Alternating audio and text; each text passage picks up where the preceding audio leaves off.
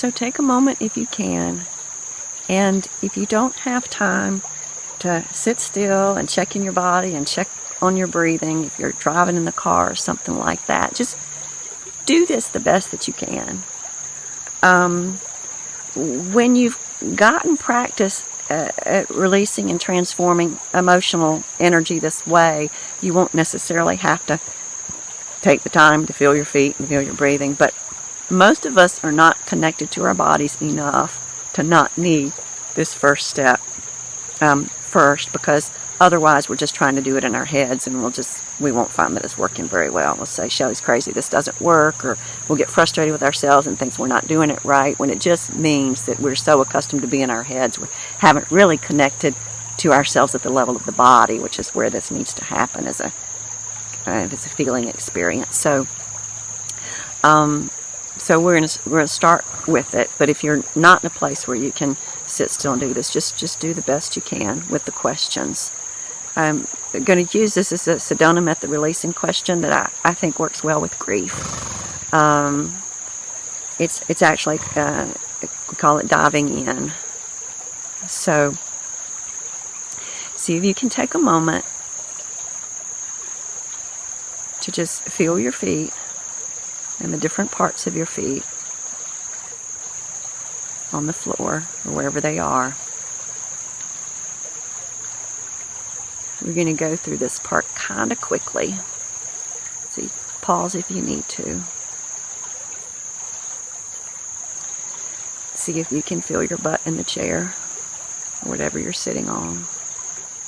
Or if you're lying down, see if you can feel your body on the bed or on the ground. Point is to feel as much of your body as you can. Feeling your feet and feeling your butt is especially grounding. And see if you can notice the air that you're using. See if you can notice the air going in and out your nose.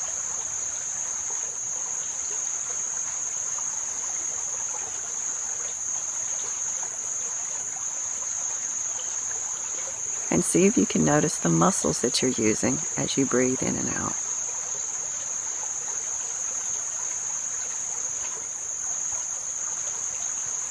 You don't need to do anything to change or fix your breathing. Just notice it the way that it is, best you can.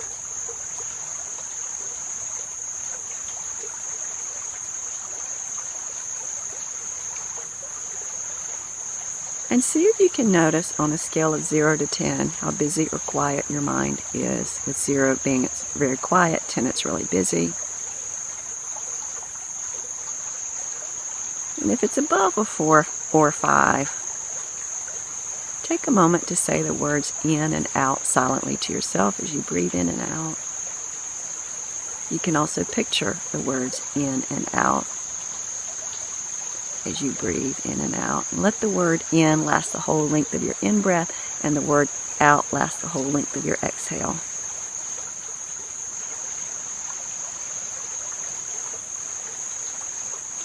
Notice the muscles that you're using as you breathe. Feel your feet, your butt in the chair.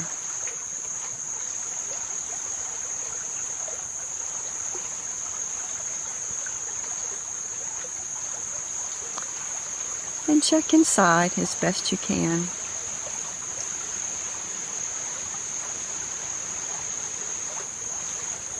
And notice what's here now in terms of body sensations or feelings. Notice if there's any sense of bracing against something, pushing against something, holding back. And if so, check to see if you could allow yourself to just relax that bracing or holding back as best you can for just a half a second, and breathe.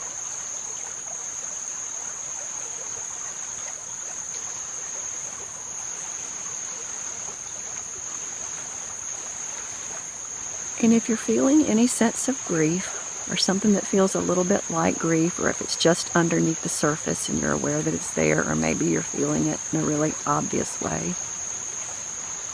See if you can let yourself notice it just as best you can. Just get a sense of it.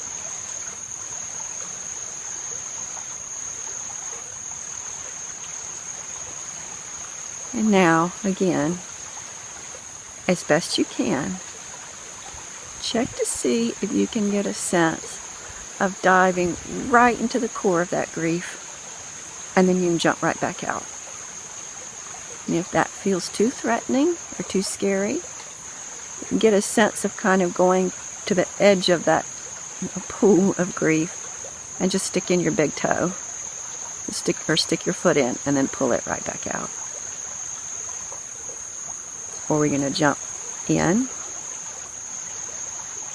Wherever you sense that sense of grief, if you can, allow yourself to jump all the way in or stick your foot in. Like I said, go in with either your foot or your whole body and come right back out. And breathe. And again, see if you can allow yourself to dive right into the core of that grief and jump right back out. Dive right into the core of that grief and jump right back out. And breathe. If it gets really difficult, you might want to open your eyes and just look around the room. Look at where you are. You might can look at the creek behind me, whatever feels good to you. And then when you're ready, you can close your eyes again. And see if you can allow yourself just to dive right into the heart of that grief and jump right back out. Or stick your foot in and pull it right back out.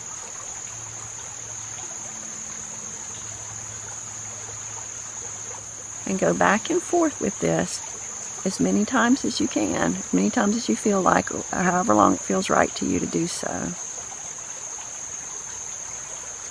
But the more you dive in and come out, and dive in and come out, and dive in and come out, you have to do it 20 times, 30 times, so don't worry about how long it takes.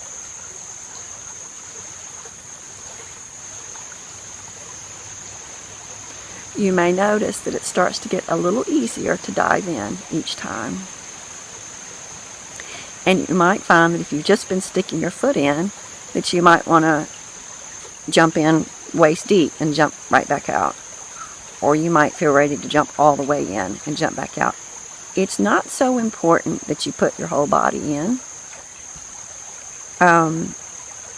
What is important is that you feel like as best you can allow yourself to dive into the heart of it and come out. It gives you a sense of controlling it to a certain degree. This is why it's helpful.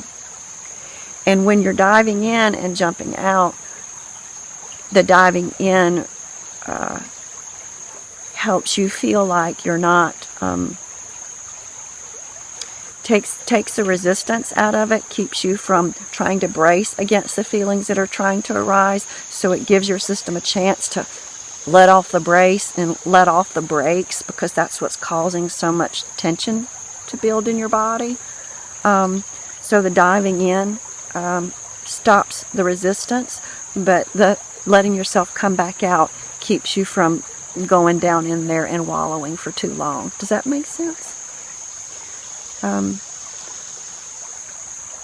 don't have any judgment or any idea about how long someone should grieve, so I don't want you to give yourself a hard time and think you're wallowing if you're feeling it an awful lot.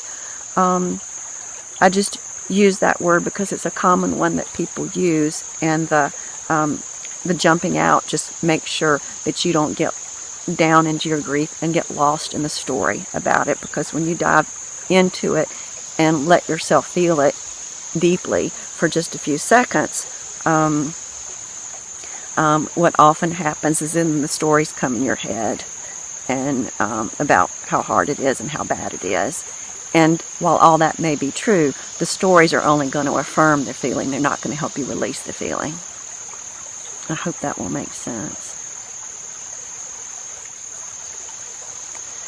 As you're doing the diving in and jumping back out part, if you can dive in and it feels okay to do that, you can dive in and have a sense of kind of looking around for a moment before you jump back out. So just experiment with this on your own and do the best you can. And if you need some help with it, please let me know.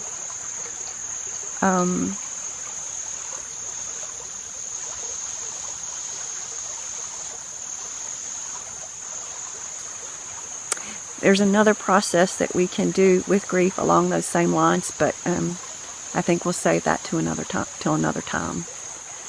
So please take your time with your grief. Grief is its own. Grief has its own way, and again, there's no right way for how long it should take. Or how it should look. Mostly, I just want to encourage you to use any time you're feeling grief to allow that grief to come up and through you and out of you, for it to be transformed. Your body will thank you, your nervous system will thank you, and the world will thank you. And if I can be any help, please let me know.